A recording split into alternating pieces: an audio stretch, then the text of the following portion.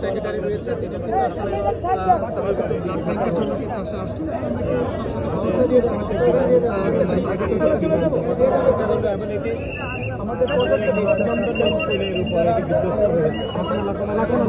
আমাদের জাতীয়তাবাদী ছাত্রদল পরিবারের পক্ষ থেকে আমরা যারা শহীদ হয়েছে তাদের প্রতি আমরা গভীর সমবেদনা জানাচ্ছি এবং তারা আহত হয়ে বিভিন্ন হসপিটালে রয়েছে চিকিৎসার বিষয়ে সরকার যেন পদক্ষেপ গ্রহণ করে সেই জন্য আমরা দাবি জানাচ্ছি।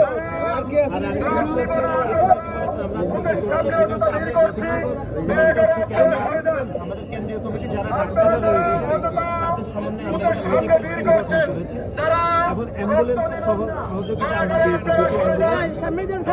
বিভিন্ন হসপিটালে আমাদের কেন্দ্রীয় কমিটির ডাক্তাররা সমন্বয়ে আমরা আমাদের ঢাকা মেডিকেল সংলগ্ন এলাকাতে এখানে আমাদের ঢাকা বিশ্ববিদ্যালয়ের নেতৃবৃন্দরা কয়েকটি কাজ করছে। আপনারা দেখেছেন যে এখানে যে রক্তের যে প্রয়োজনীয় সকল ব্যবস্থা বাংলাদেশ জাতীয়তাবাদী ছাত্রদল ম্যানেজমেন্টের দায়িত্ব নিয়েছে।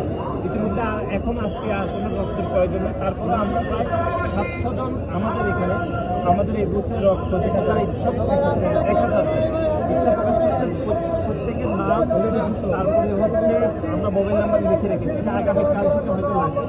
আর অ্যাম্বুলেন্সের যে ব্যবস্থাটা এখানে যে অ্যাম্বুলেন্সগুলো এসেছে সেখানে আমাদের ঢাকা বিশ্ববিদ্যালয়ের ছাত্রদলের নেতৃবৃন্দরা একটি পুরো সমন্বয় করেছে, এখানে আপনারা দেখেছেন। আর একটু আগে আমাদের দলের সংগ্রামী মহাসচিব মির্জা ফখরুল ইসলামের